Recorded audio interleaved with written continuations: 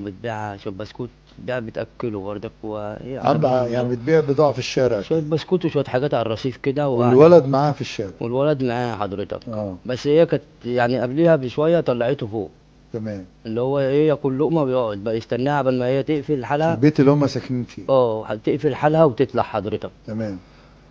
آه. الفيديو جايبه حضرتك بقى وهو قاعد عمال يلف على ايه، على احمد. ده المتهم. ده الولد. طب احمد سنه كام سنة؟ 15 او 16 حضرتك. والمتهم ده سنه كام سنة؟ حوالي 16 برضه. نفس السن. نفس السن حضرتك.